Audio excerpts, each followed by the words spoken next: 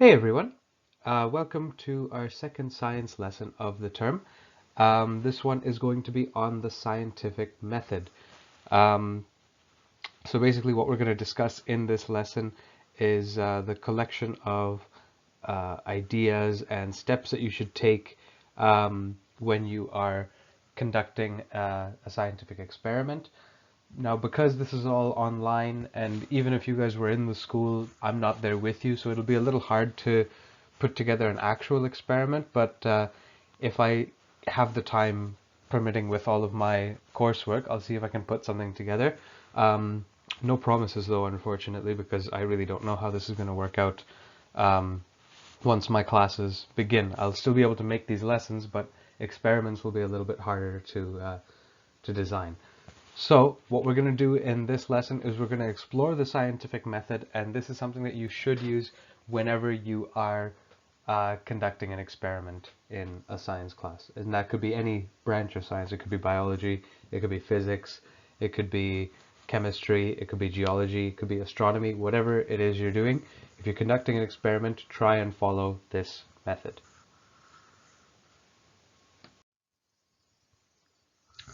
So before we can get into the scientific method, we need to know what science itself is. Now, if you Google it, it'll give you a definition like this first line, which says, science is the study of the structure and behavior of the physical and natural world through observation and experiment. So basically, when people think of science, they'll think of experiments, they'll think of discoveries. People who are maybe a little bit more involved in it will possibly think of scientific journals and reports and stuff. Um, People will think of data and graphs and you know, instruments that we use in science. So it could be microscopes, it could be telescopes. People will think of things like the periodic table. So a lot of these things were discovered or were studied because people observed something and didn't really understand how it worked, or they had questions about how it worked, or they had ideas that maybe it works this way, and they wanted to figure out if their idea was right. So a lot of scientific studies, a lot of these observations, or sorry, a lot of these experiments come from observations. So the things we know, the scientific things that we know today, are generally a result of some observation that somebody made and an experiment that they conducted, and then other people did the same experiment to make sure that they didn't cheat the first time, just to get their name published in a paper or something, and then it gets accepted as a new scientific theory until another one comes along and disproves it or steers scientists in a different direction. So a lot of people tend to look at science and they think of it as a body of knowledge. So if you look at um, I don't know, if you look at the periodic table or if you look at parts of a cell, a lot of people will think of it as science is the body of knowledge that you get at the end of your experiment. So the periodic table, the finished product of the periodic table, is the science that has happened, is the body of knowledge. That's the symbol of the science. But there's this astrophysicist who lived in the 20th century. His name was Carl Sagan. Um, and he said that science is a way of thinking much more than it is a body of knowledge. So I think this is really interesting because while it is true that science allows us to expand our knowledge and gain an understanding of new ideas, of different ideas, and build up this bigger and bigger library of the sum total of human knowledge, and it just grows and grows and grows with more of these observations and experiments. The interesting thing is that Carl Sagan says it's a way of thinking. And the reason for that is if you look at instances through history, if you go delving deep into um, old, like the sort of the original studies in various fields of science, you could look back to people who were trying to study the cell or the atom or the motion of planets or why fossils appear on different continents, fossils of the same organism appear on different continents, things like that. People would make an observation and they would have questions about it. They would be skeptical of the things that they were taught before that didn't make sense to them. So they wouldn't just, listen to a story from their parents or their teacher or the news or whatever. Obviously, hundreds of years ago and thousands of years ago, there was no news the way we have it today. But they wouldn't be just eating up all of that information that they're hearing from other people without questioning it. The important part is that they would question it. So they would see something and either they'd heard an explanation that they didn't find to be a satisfactory one, or they heard one and it sounded reasonable, but they wanted a way to actually know, right? Like if I told you something about an atom and I just said, trust me, that's the way it is, that's not good enough. That's not a good enough explanation. If you have the tools to go and explore that concept, obviously with atoms and stuff, it's a little bit difficult. Not everybody's sitting with, an electron microscope or something in their house. But if I told you something about how things move, or if I told you something about fossils or whatever, something that's more within our reach for exploring on our own, it's not good enough for me to just say, trust me, that's the way it is because I say so. You would want to go and figure out a way to verify my claim. You would want to go out and find a way to say, yes, okay, you were right, but this is how I know that you were right. Or you would go out and you would find that the answer is actually something different. So that's the way that you should approach things that you see and hear. Obviously, don't be skeptical of absolutely everything. A lot of things out there are trying to tell the truth, but be aware that uh, with sources that might have some sort of agenda, that they've got something that they're trying to get a specific idea across, that the way that they word it might be a little bit biased or exaggerated.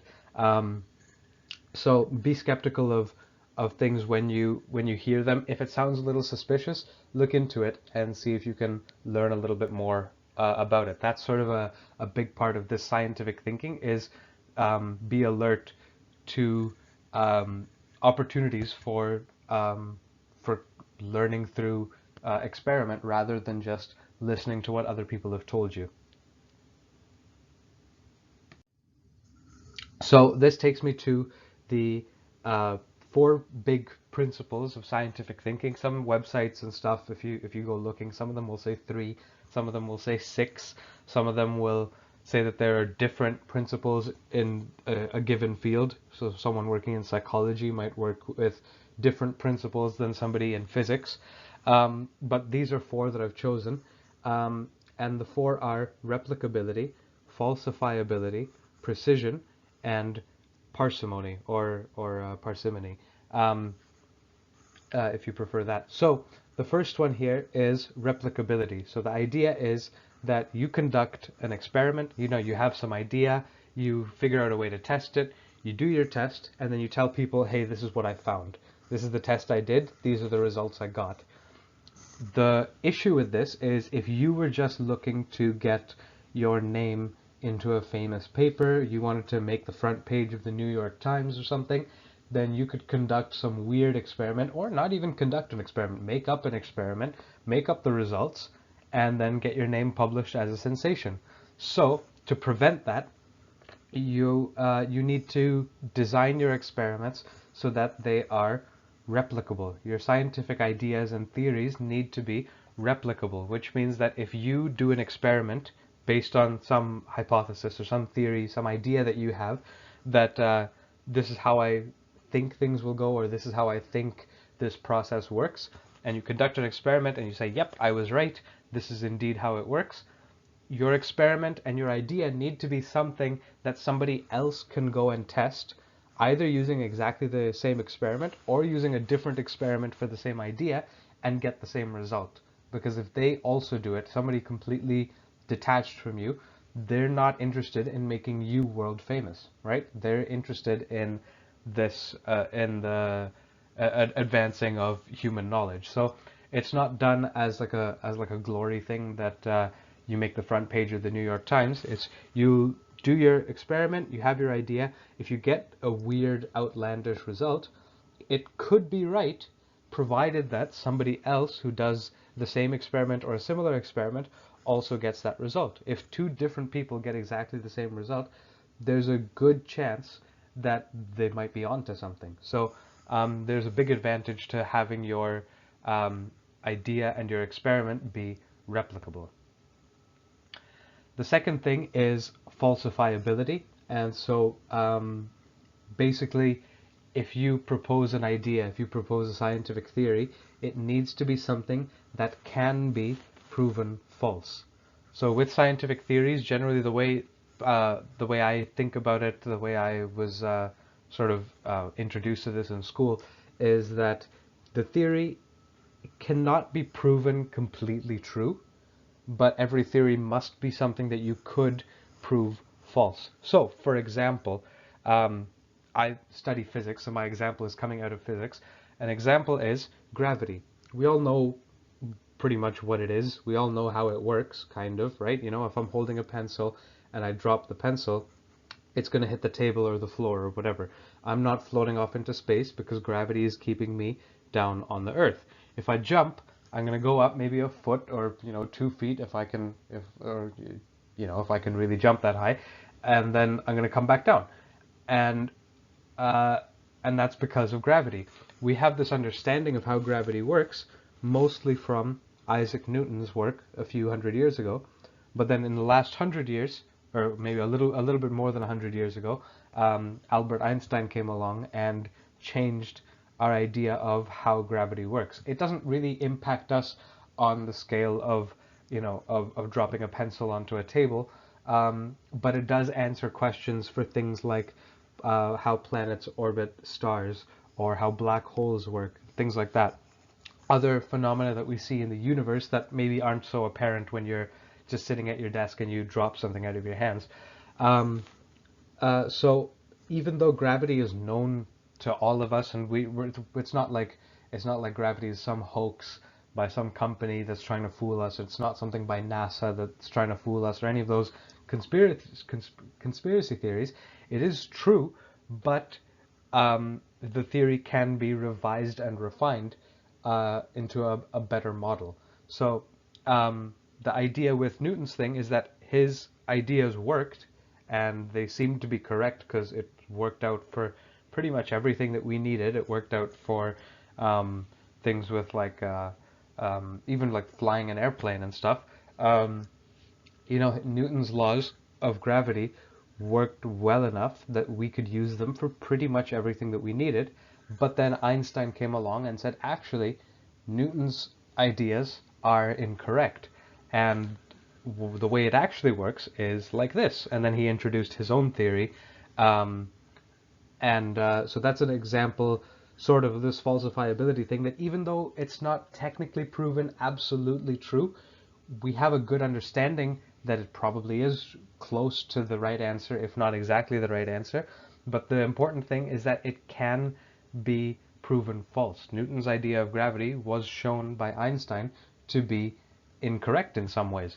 And so that's sort of an important part to consider when you're coming up with an idea or something like that for a scientific experiment. It's the reason why discussions in religion or philosophy, things like that, don't really fall into the category of scientific thinking. And it's not bad that they're not scientific. It's just that if it's not something that I could test independently from you and I could 100% prove to be false, then it doesn't count as a scientific theory. That's all. That's all there is to it. The third one is precision. The third idea here is precision, which is that if you're conducting an experiment, make sure you describe your measurements and values and stuff. So like if you've got a certain amount of a liquid in a test tube or something for a chemistry experiment, make sure you write down exactly how much you have in there, so that if somebody else wants to test the same theory, they're not just choosing their own measurements and values. They can copy your exact experiment to the same precise values, to the same precision, and test that same idea. And then if they want, they can go off and test it differently.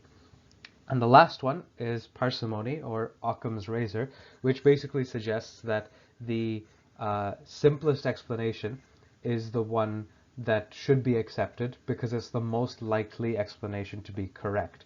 So, for example, with things like the dinosaurs dying out, the sort of scientific consensus is that there was an asteroid impact, which is not a particularly outlandish idea. But if someone were to come in and say, "Oh, well, there were aliens and they took every single dinosaur in they brought a million spaceships and they took every dinosaur, one in each one," like I mean, I guess there's a very tiny chance that if there are aliens out there and they knew about our planet and they knew about the dinosaurs, then sure, it's entirely possible, but it's really, really, really not likely. It's not the simplest explanation that we have, right? We can't rule it out because we until we find something that disproves it completely, but we can pretty much disregard something that sounds really outlandish. If it's something involving aliens or something that we don't have evidence for, it doesn't have to be outlandish like aliens. If it's something like you say something about the planet's temperatures dropping, for instance, and that's what killed them all off. If you don't find evidence of the planet's temperatures dropping, and then you try to find a whole bunch of reasons, well, the temperature didn't drop because this happened because that happened, that's not a simple enough explanation. If your explanation is an asteroid hit the planet and wiped everything out, that's relatively straightforward. It's not that outlandish of an idea. There's lots of asteroids in the solar system. The planet has been hit by them before. So it's important to try and keep those ideas relatively simple. They can be a little bit outlandish if you have reason to believe that that's actually a possibility. But generally, you'll find that scientific theories offer up the simplest explanation that they can that still actually explains what's going on. So now we're getting to the actual scientific method. And the reason it's important is that it offers a standardized way to conduct a scientific experiment. So it gives you a way that all scientists will follow for how to conduct an experiment. And this is important so that there's some consensus uh, about the process that's being used to get results. And if it's something that everybody uses and everybody has tried and tested, then we all have confidence that this system works. So it's a really beneficial thing to have everybody use the same sort of system to go about conducting their experiments. So the steps I've listed show up here. These things right here are the steps of the scientific method. Now you could break down these steps in different ways. Basically, the main steps are you ask a question, and this could be based on some observation that you've made, as I was talking about before. Then based on that question, go and do some background research. You might find somebody that's already answered it. You might find part of an answer. You might find other information that'll be helpful along the way. Then you come up with a hypothesis, which we're going to talk about in a second.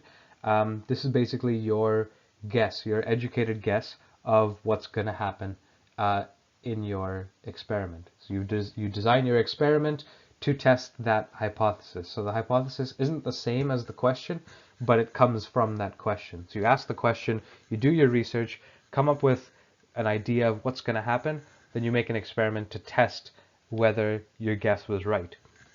So after you've done the experiment, you won't necessarily know right away when you're doing the experiment if your test or if your hypothesis was right. What you do when you're conducting the experiment is you're gathering data. Once you're done the actual experiment, the gathering of the data, then you collect all of that data and you try and come up with a meaningful conclusion. This would be where you see people making graphs and charts and things like that. And they would come up with a conclusion, and then you put all of that stuff together, everything that you've done, into a report. You talk about the purpose of the report. You talk about your hypothesis. You talk about what steps you took to conduct your experiment. You talk about your analysis with the graphs and everything, and you come up with some conclusions, and you put all of that into a report. So here's a little flow chart for the steps of the scientific method. At the beginning, you can see there's ask a question at the top and do background research, which sort of they have the two-way arrow between them. Maybe you're doing research and it gives rise to a question, or you have a question and then you do research to try and answer that. So it makes sense there that there's a little bit of that two-way arrow there. But from some observation that you've made or something that you've been studying, you come up with this question and you think up, okay, I wanna do a test. I want to know more about this. So you construct a hypothesis. You say, if this happens, or if I do this, then this is going to happen as a result of that. So you make this guess that if option A happens, then or if event A happens, then event B will happen as a result of it. So you develop that hypothesis, then you test it with an experiment. So we're at this step right now. Then you test it with an experiment. You double check that your procedure of your experiment is working. So when you're developing the experiment, you need to have this clear set of steps before you start, that this is how I'm going to go about it. And when you're doing the experiment, it can become evident in some cases quite easily that something in your procedure is wrong. Either it's like an instrument thing that the tools you're using simply aren't working right, or some of your foundational ideas aren't working, and you need to double check that. So that's where you might need to circle back. You need to troubleshoot your procedure, so double check that it all makes sense, and make sure that the actual physical setup makes sense, and then try testing it again. So assuming your procedure is working, then you should be able to get lots of good data, and then you can analyze that data. This is something that gets progressively more complicated as you go into university and higher education beyond that. But you would analyze the data that you took in the experiment.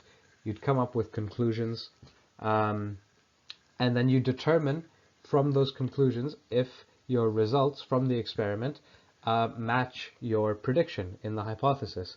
And if they do, then great, you can go ahead and explain in a report, this is what I thought would happen, this is what actually happened, here's why I think I'm right, and then you can use that information as the basis for a new experiment that's related or unrelated to this one.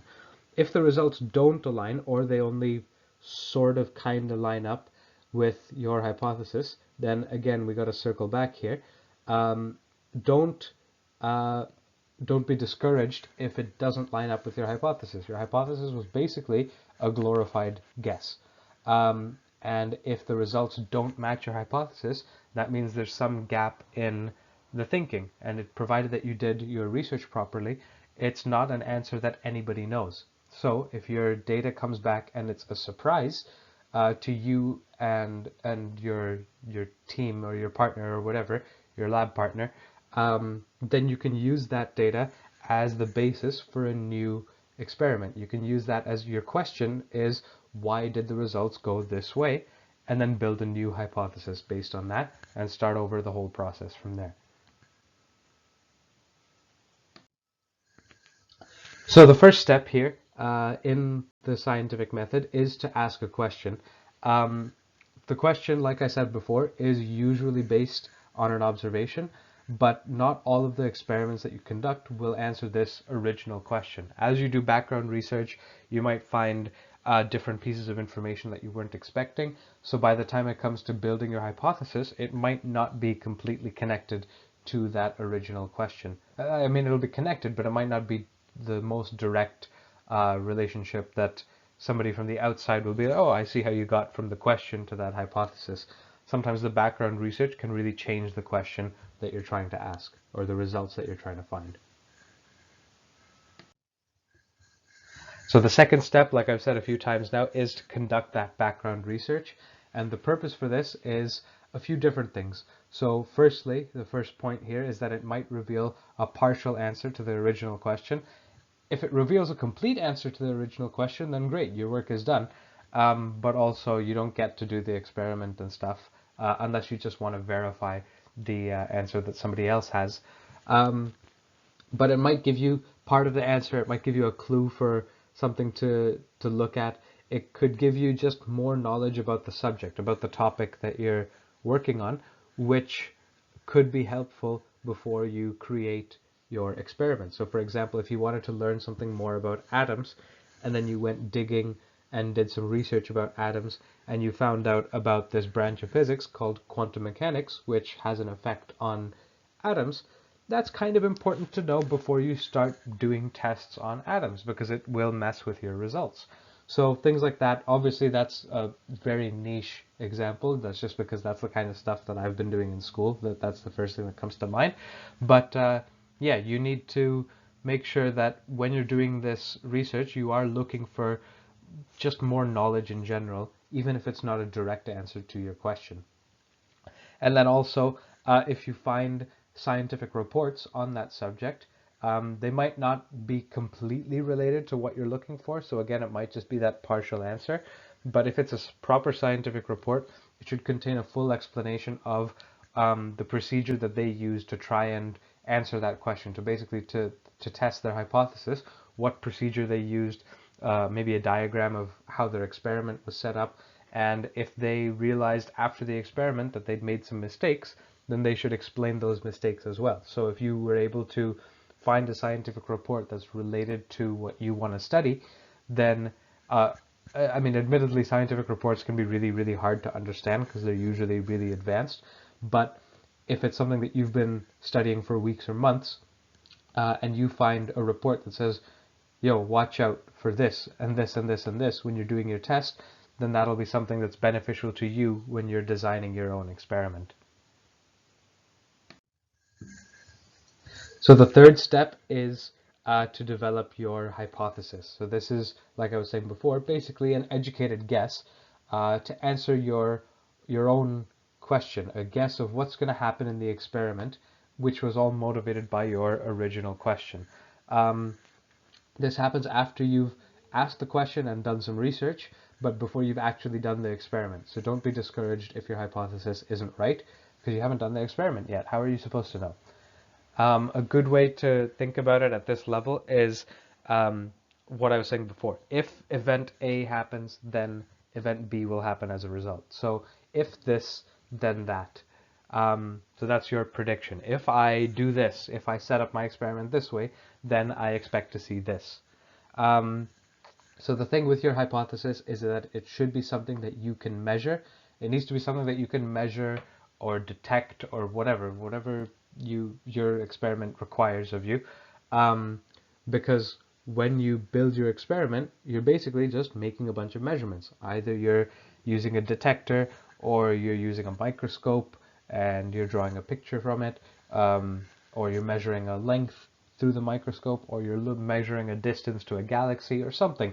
Whatever you're doing in your experiment, it has to include something that you can measure, and a lot of the time, the things that you're measuring aren't direct answers to your question, which is why after you've done the experiment, you got to do a little bit of work with the numbers that you got to draw a meaningful conclusion with words. So basically, your experiment is getting a bunch of numbers, and then your analysis is turning those numbers into meaningful words. So this hypothesis that you come up with in step 3 is what you are testing in the experiment in step 4. So in step 4, we design that experiment and we test the hypothesis. So you want to create and follow a really detailed procedure of how you're going to go about conducting this this experiment. It's important to know all of it before you start so that you're not making changes in the middle of the experiment. If you do have to make changes in the middle of the experiment, that's fine, but make sure you write them down. So if you've written out your procedure and then you start the experiment and you realize, oh shoot, this part of the procedure doesn't work the way I thought it was going to work, you can make that change right there if you know how to fix it, but make sure you write that down so that when you go to your report, you say, originally, I was going to do this, it didn't work, I did this instead. Um, and another thing you need to consider is all of the variables in your experiment. So these are the different properties or quantities or amounts of things that can change and that can influence your results in the experiment. So this could be things like if you're working with cells in a petri dish for a biology experiment, maybe the temperature or the lighting or the composition of the gas around it or something like that is affecting your experiment in some way, positively, negatively. Maybe it's making your results more apparent. Maybe it's messing with your results. But you have to consider the different things that could get in the way of your experiment, or that could in some way influence your experiment. So once you know what all your variables are, when you're conducting the experiment, it's important to do it in such a way that all of the variables, except for one, are kept constant at a given time. So the one that you're changing is the one that you're interested in taking data for. That if I change the temperature, this happens to my petri dish. If I change the filter on my telescope, this is what I see when I look at a galaxy. Things like that. And you want to keep all of the other variables roughly constant if possible. Now, obviously, it's not perfectly easy. If you're in a classroom with 15 other people and you're trying to do an experiment where you need the temperature to be constant, then everybody's body temperature and when they're talking and when they're moving, people coming in and out of the classroom, the temperature is going to change a little bit and you can't really control that, but it's also pretty close to the same thing all the time. Basically, if you know that the temperature is going to affect your experiment, maybe don't set it up so that the sunlight is falling on it, because it's going to get hotter than everything else in the room. So think about things like that when you're conducting your experiment. So again, with my physics background, I've got a little example down here at the bottom. So if I'm conducting an experiment in which my results are influenced by changes in the pressure, the temperature, or the volume. So if I've got like a box, an enclosed box with like a gas inside of it, and I'm trying to do something with the gas, or there's a liquid inside of it, and I want to see what happens to the liquid if I change the pressure or the temperature of the liquid, or I make the box bigger or smaller or something, then I should set up my experiment so that I don't need to be changing all of those things at once in order to get my result. Now, sometimes, of course, it can't be helped. Pressure, temperature, and volume, when you're working in physics, are related to each other. So there are times where, you'll change one thing, and that means that it changes another thing, which could affect your experiment. But if you've done the proper background research, then you can sort of be prepared for those indirect changes that happen. But basically, the idea is if let's say I make the box bigger, and then I put the box out in the sun, and I want to see what happens to the gas or the liquid inside of it, then when I make my measurements of the gas a little while later, an hour later, after it's been sitting in the sun, in the bigger box, I don't know if the results are because I changed the volume of the box, the size of the box, or if the results are because I changed the temperature of the box. And that's why it's important to only change one at a time, because if you change two or more, you don't know what variables are having what effect on your results. So the end of step 4 also is that as you're making these measurements, write everything down. Write it down on a piece of paper, type it up on your computer. It doesn't have to be pretty, it just needs to be written down somewhere so that you can return to it later when you're writing up your report. And if you have the time, if you have the resources, if you have everything that you need, repeat that experiment and repeat it as carefully as you did the first time to make sure that your results are the same. So if you are conducting an experiment and your answers seem kind of weird, do the same experiment again. Maybe it was a glitch in the system. Maybe it was something wrong with your setup. So when you're setting it up again, maybe you'll catch the error this time. Now, of course, if you made a mistake, like you made your box bigger and then you put it out in the sun, maybe don't put it out in the sun this time, because then you're keeping the temperature relatively constant. So when you're repeating your experiment, look for mistakes from the first one and fix them. And other than that, just try to be careful about it, because if you get sloppy, then you might make mistakes the second, third, and fourth time, and then you'll think, oh, well, I've done this experiment 4 times, I know how it works, but actually you've been making mistakes the whole time, so your results aren't right. So be careful. Basically, every time you're doing an experiment, every time you repeat it, be careful the same way as you were the first time, but watch out for mistakes from previous versions of that experiment so that you don't make the same mistakes again. The next step is to analyze your results and come up with meaningful conclusions. So this means that you would now gather all of the data, all of the measurements, all of the drawings and the diagrams and whatever you did during the experiment, and now you got to figure out what those measurements are telling you. That's a pretty vague statement, but it varies a lot by subject. But when I was in high school doing biology lab experiments, it was a lot of diagrams or using a paper that had been colored a certain way when we put it in a certain liquid, or looking through a microscope and taking a picture and trying to see what's going on in that picture. But then when I got to university and did more of my physics labs, everything is with numbers. Every single measurement that we do, we'll use a whole bunch of different instruments, and everything comes out as a number. If I'm doing an astronomy experiment and I'm taking a picture with a telescope, and it shows up on my computer, then I'm working with no numbers at the beginning. It's more like the biology labs.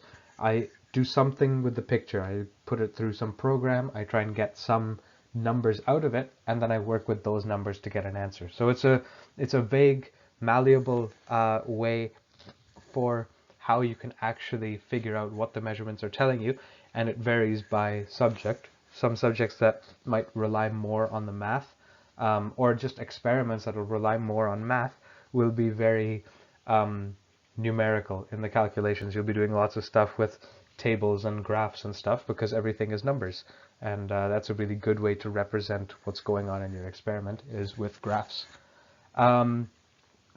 Once you figured out what your measurements are telling you, once you figured out the result of your experiment, figure out if that result matches the predictions that you made before your experiment in your hypothesis. So you take that estimate, either an estimate if it was a numerical thing that you were trying to find, or you take your educated guess from your hypothesis and see if your results match it completely or match it a little bit, or if your results are way off from your hypothesis. It's important to note that your results being way off from the hypothesis does not mean that your results are wrong. If anything, it means that your hypothesis could probably use some tweaking. Of course, the exception to this is if you're trying to match the hypothesis that's well established in society, then try doing your experiment again, try doing it differently, do it with different tools, do it with a different setup to make sure that you are not just making a simple error that looks like a brand new discovery. So if the results are completely different from your predictions, you can use that to build up a new experiment based on those results and those conclusions because it was unexpected. If the results are close to your predictions, you could maybe make a new experiment, or you can just sift through your procedure, look through the things you did and see if maybe there was an error in your procedure, some mistake you made or something you didn't set up right, something you didn't measure properly, that's now messing with your answers, with your data, and with your results. Don't change the data to match the hypothesis. If anything, keep the data and then build a new hypothesis and start over. So do not change the data to match the hypothesis. The hypothesis was your guess without really knowing what's going to happen. The data is what actually happened. So if you change the data to match your hypothesis, you're saying reality is actually like my guess, rather than saying my guess it matches what's going on in reality. So what you want ideally is for your data to match your hypothesis, but if the data is off from your hypothesis, don't change the numbers to match it. So like if you know the size of the Earth and you do an experiment to try and calculate the size of the Earth, don't tweak your results. If you find that your results are a little bit off from the right answer, search for where you might have gone wrong in your experiment. try a different setup, get somebody else to test it. If you keep getting different numbers, then maybe you're onto something. But um, if it's sort of close to your predictions, don't just change the numbers and say, ah, that was close enough. Let me set it to almost exactly what I had in my hypothesis to make me look good. That's not helpful. That's not productive for this scientific advancement that we're looking for. So once you've gone and gotten all of those results, the last step is to communicate those findings in a report. So you could make a presentation, you could make a written report like the ones that you'll find in journal articles and stuff. You could, I don't know, give a talk, which I guess is similar enough to a presentation, but just, explain what you did, how you did it, why you did it, explain what you found. If you're making a report, use lots of pictures, use lots of graphs, make it easy for people to understand what's going on rather than just hitting them with a whole bunch of math or pages and pages and pages of text. Show them a picture. A picture's worth 1,000 words. Show them, this is what my experimental setup looks like. This is what, and label it. This is what this piece is. This is what it does. This is what my results look like. And you have a graph and you see, oh, look, the graph looks like this. That tells me this. So include all of those things that help to organize your findings, organize the setup of your report, the structure of your report, and be sure to explain what you did, the steps you did in order, and explain why you did the experiment, which sort of goes back to your original question. So explain the purpose of your experiment and the conclusions that you made. And if you did background research and you're taking information from that, include where you got that information from. If it's from Wikipedia, write down Wikipedia. If you don't think that Wikipedia is a good enough source, which generally for scientific experiments and stuff, you won't really find Wikipedia being the primary source for your information. If you got a picture of a galaxy from NASA, throw it down at the end of your report that, by the way, I got this picture from NASA. And there's a proper system for how to list the sources, but if we end up doing an experiment and writing reports and stuff, then I will explain that when it comes up. Otherwise, that's something that you guys can explore on your own time. So just to go back, just to remind you of the flowchart, after everything that we've done, I know it can be a lot to take in, and this video is already longer than I thought it would be.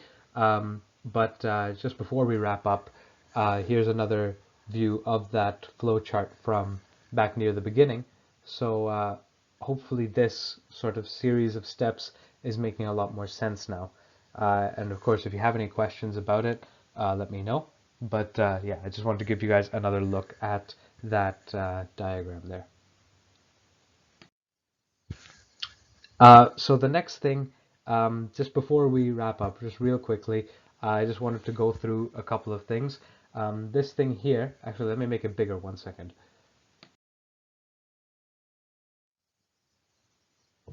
This thing here is a list of the table of contents from one of my own lab reports last year. So that's the different sections and section numbers down the left and the page numbers down the right. So of course your reports won't have to be this long, and if we do a report, it won't have to be this long. I am notorious for writing really long lab reports when I'm working with my friends at the university. So this ended up being a 30 or 31 page report. And don't worry too much about these things in here. These things were specific to the experiment that I was doing. But you can see that there's a whole bunch of different sections in your report. I have a page that's like a mini table of contents for all of the diagrams and all of the pictures.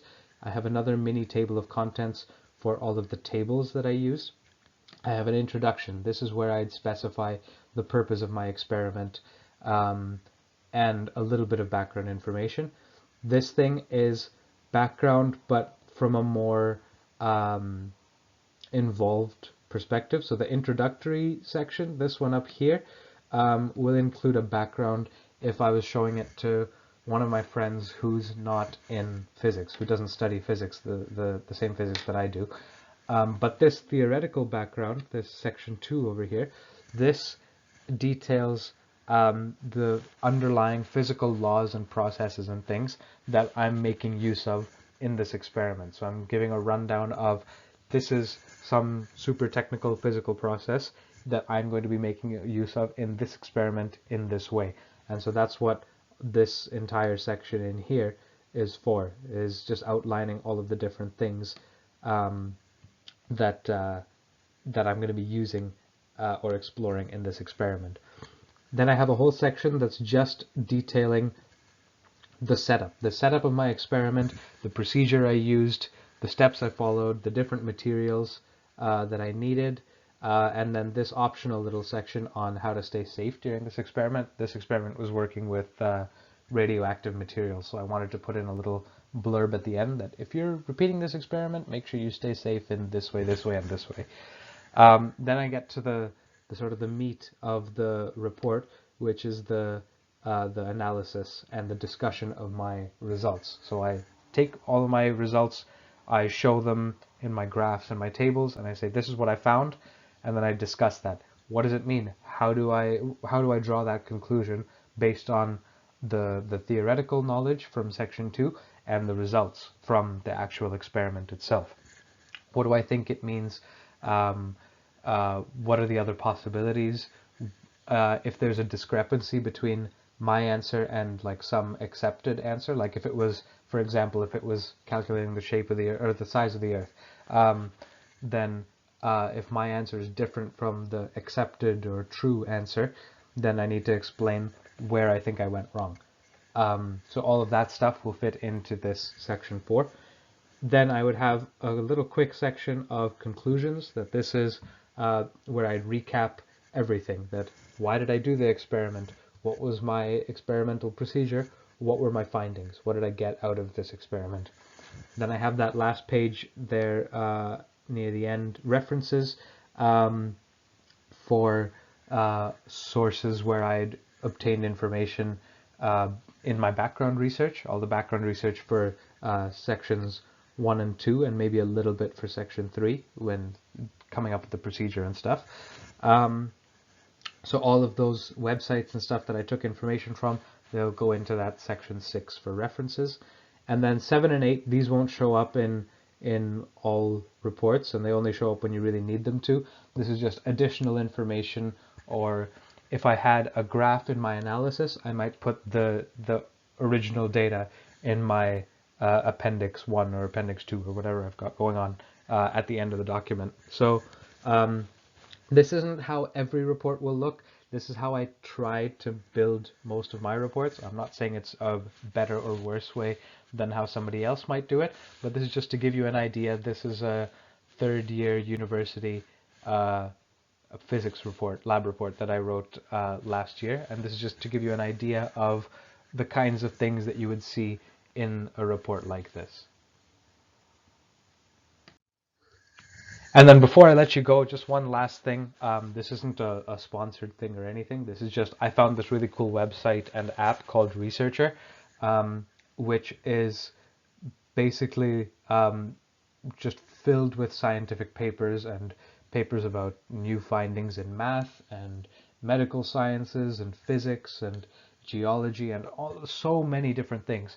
I honestly haven't had enough time to look at it as closely as I would want to, but I find that it's really cool that it lets you build like your own little news feed, but instead of people's Instagram pictures, the news feed here is scientific papers on subjects that you're interested in. So it lets you pick a whole bunch of topics that you like and then subscribe to a whole bunch of journals. It's all free, and it lets you read scientific papers online. So if you guys want to check it out, or if you try to check it out and you're finding it confusing, let me know and we can talk about it. But I just thought I would let you know about this in case, after talking about the scientific method, you're now interested in going and searching for some scientific papers. This is a really, really easy way to do it. I do think you need to, you're prompted to create an account when you show up to that website or on the app the first time, but it's all free.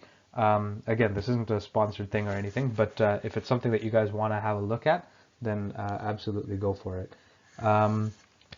Yeah, sorry, this was longer than I expected it to be. I was originally thinking I'd make the scientific method lesson two different lessons, but it's ended up just being one really long one. So that's it for the scientific method. And if you guys have any questions about it, let me know. Otherwise, I will see you in the next video. Have a good one.